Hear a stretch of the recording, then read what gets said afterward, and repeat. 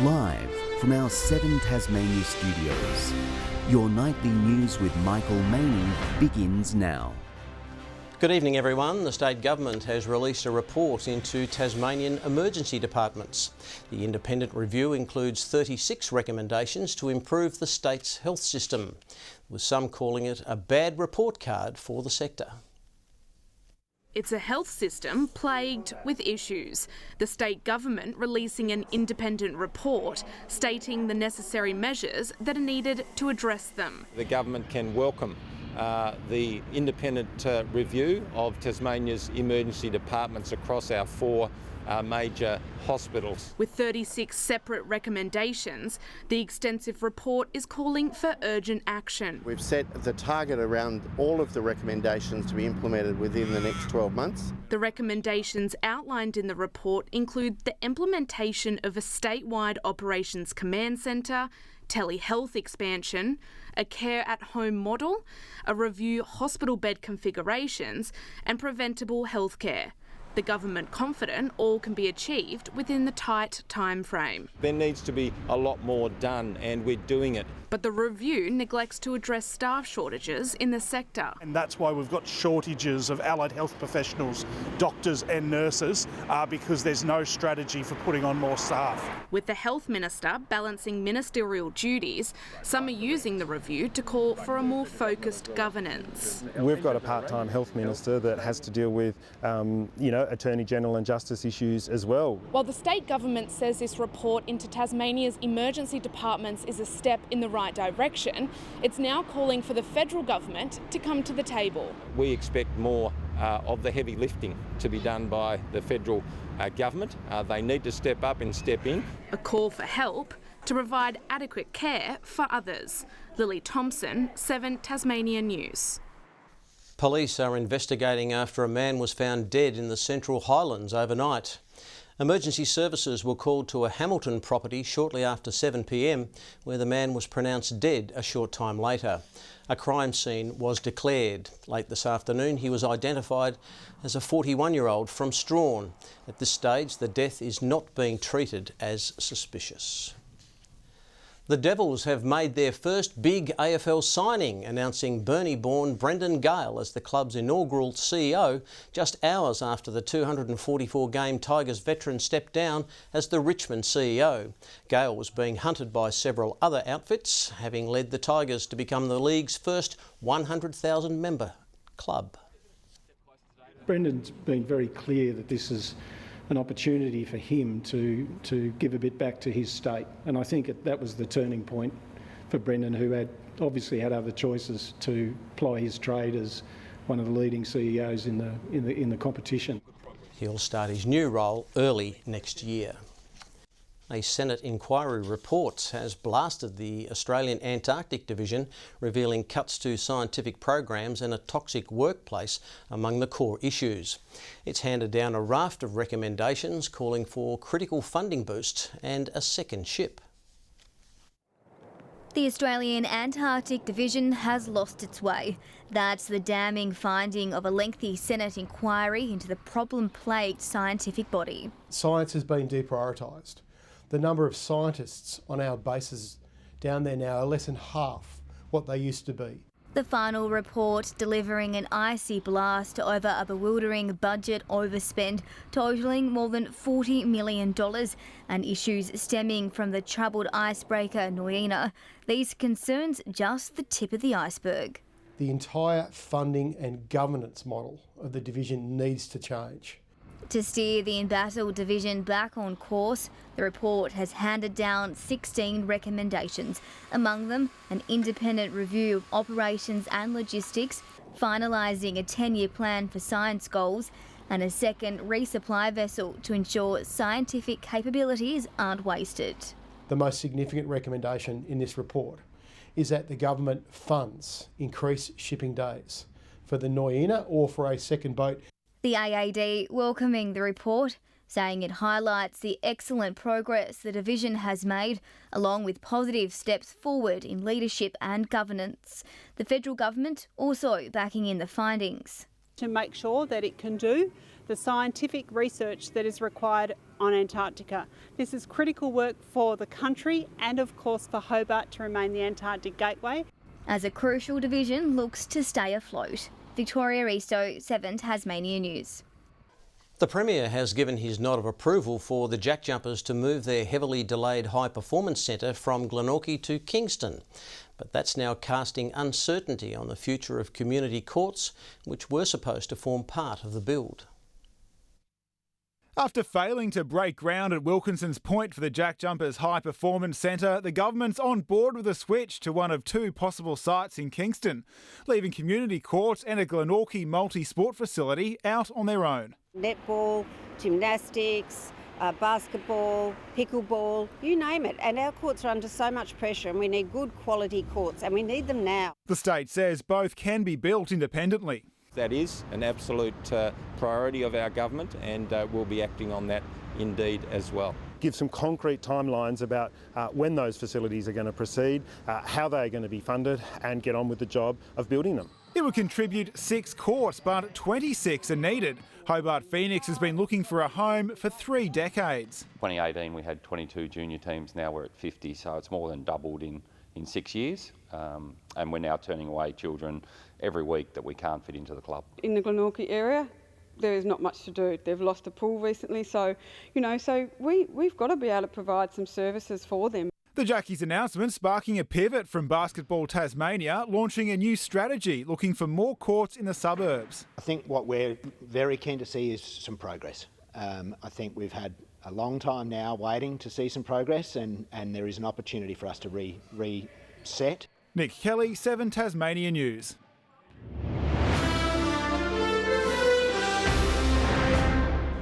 Politicians from both sides of the aisle are calling on Hobart City Council to reconsider a proposal to build a homeless shelter for women on Hobart's Argyle Street. The plan was knocked back over concerns about the building's height and parking on the street.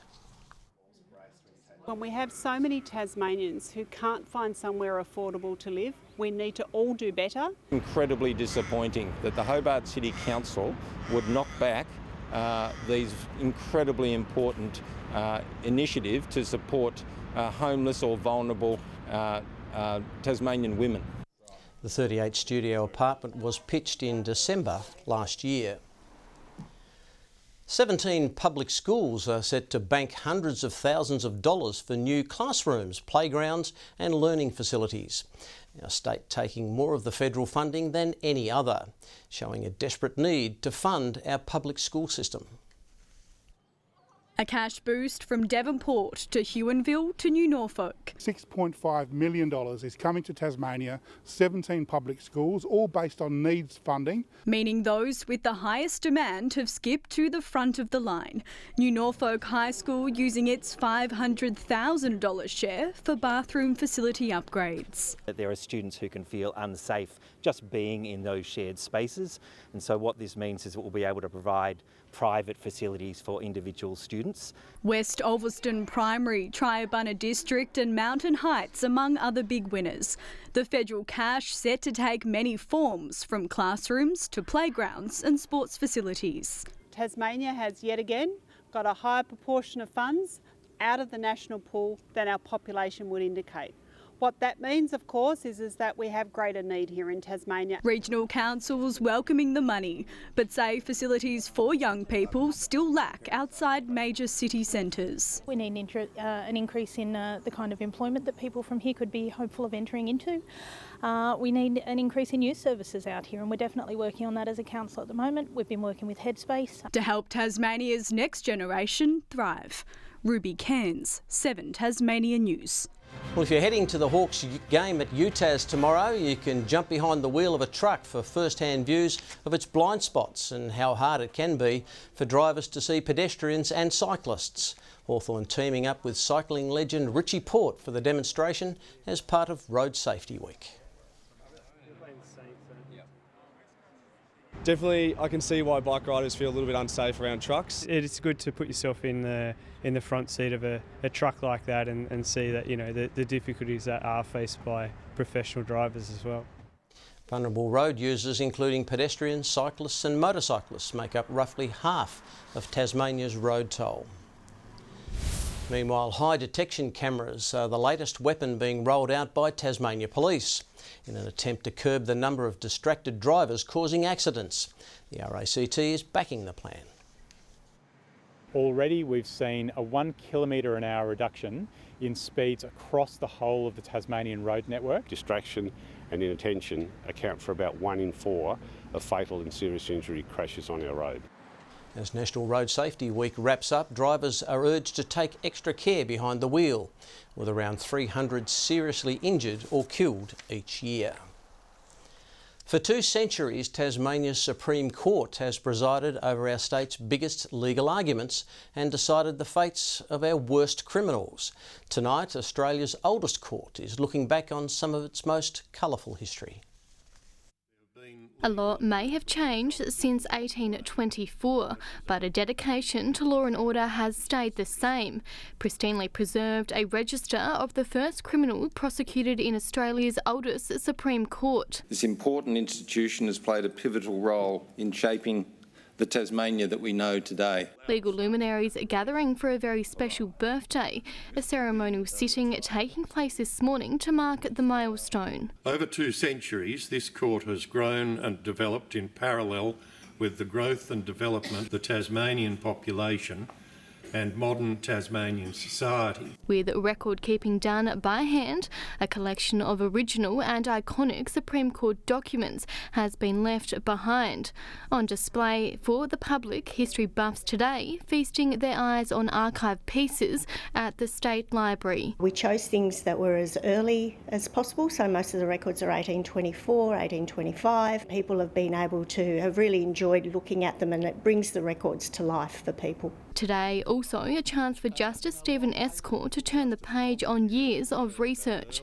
The history buff putting pen to paper, delving into our state's rich legal history, reflecting on past and present judges and some of Tasmania's most significant cases, with locals encouraged to join the festivities over the weekend.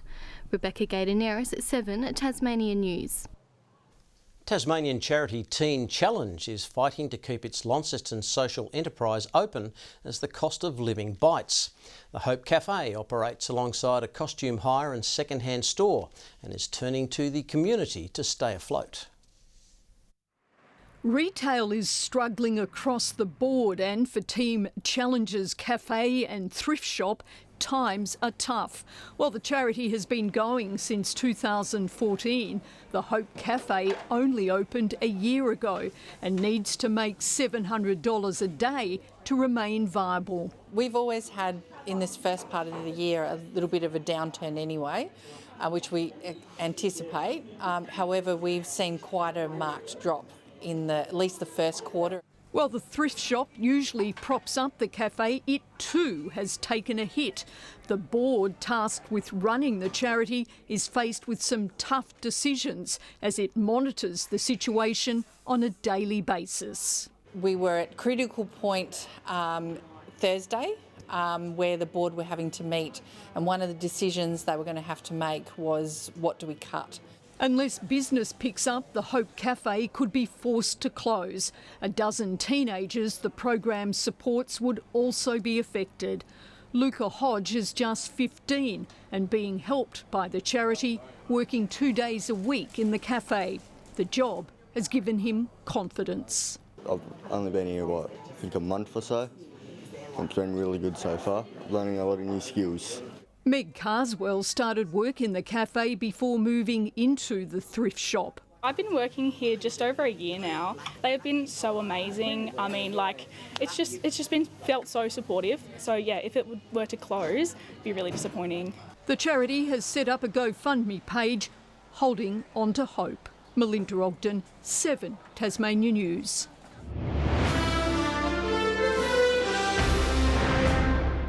There's a big showdown brewing in Launceston tomorrow as the Hawks and Saints both look for their second win on the trot.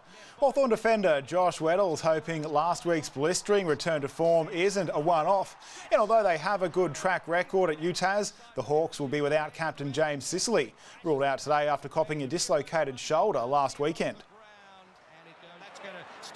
Yeah, obviously without Sis, it's a big leadership role needs to be filled, and I think Maury will do really well tomorrow as the captain tomorrow. My 3 games down here, I'm 3-0, so I think there's a little bit of thing about it. I like to think it's our fortress down here.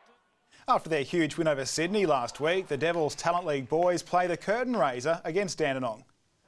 In the TSL, the Roos are staying wary of the walking wounded from North Hobart tomorrow, expecting the Demons to stop at nothing to secure their first win of the season. Jack Rewalt's return for Clarence is still a week away, but he's already having an impact after joining training during the week. It's just his footy IQ that he started to instruct and show his knowledge to some of our younger players about getting their feet set and in the kicking drills and pushing up. The Roos are second on the ladder, 2 wins behind the Northern Bombers, who have this week's bye.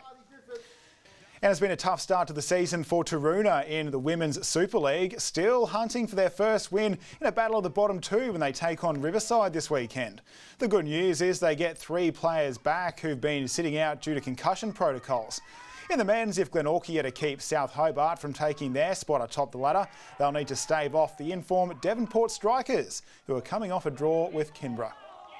Good evening. Hobart experienced a range of 3 degrees today, sitting between 12 and 15. Launceston, Devonport and Smithton, along with Flinders Island, our high with 19. Burnie, 18 degrees. Most temperatures above average today after Liaweenie recorded the overnight low of 2. Strawn and Low Head had 18 degrees. King Island, St Helens and Bushy Park, 17. Friendly Beaches and Grove, 15. Now, most of the state had cloud today. To 9 a.m, Mount St John recorded 39 millimetres. For those that don't know, Mount St John is near nowhere else. And today to 4 p.m, Friendly Beaches topped the list with 16 millimetres. Cloud also found its way over the eastern states, linked to an onshore flow. A cold front approaches Western Australia. High cloud streams through the interior of WA. Tomorrow, a high has ridges across the south of the country. The inland trough is still there over New South Wales and Queensland, and the low south of WA. Winds northeast to southeast to 10 knots over the east and south. Along with the lakes, they will reach 25 knots over the west and north. So in the far northwest, we have a strong wind warning. That's for waters between Sandy Cape and Stanley. Here's the weekend and how it shapes up. Hobart partly cloudy, 10 overnight, 18 the top, 16 for Medina, a cloudy 15 degrees for Oatlands. The Hawks and Saints in Launceston. Hawks will win that one, partly cloudy and 19 degrees, 18 for Devonport. Liaweenie partly cloudy, 2 overnight, 11 the maximum. Burnie, possible shower, 17, partly cloudy for Strawn. Marrawar, 18 degrees. And for the east, St Helens showery, 17, 16 for Swansea, 17 for Orford with a possible shower. On to Sunday now, and a mostly fine, partly cloudy day. Showers through Burnie and St Helens. Showers more widespread on Monday as northwesterly winds turn southwesterly. And on Tuesday, conditions clearing again, so fine for most of us, possibly a shower over the west and through Bass Strait. 24 and partly cloudy in Perth tomorrow, fine with some cloud for Adelaide, 19 the top in Melbourne, rain again for Canberra and Sydney, and showers developing later in Brisbane. Bit of cloud over Hobart, it's 12, 13 right now in Launceston, cloudy in Devonport and 14 degrees. Got the real reason for the rain, Michael. Our own Nick Kelly's family are here from southeast Queensland, which has been the wettest part of Australia for the last 3 months. Brought all the weather with them. Let's see if we can get them to hang around a bit longer. Thanks very much to the Kelly gang for that. Well, that's all your news for now. I'll be back with updates a little later on. Thanks for joining us. Have a lovely evening. Good night.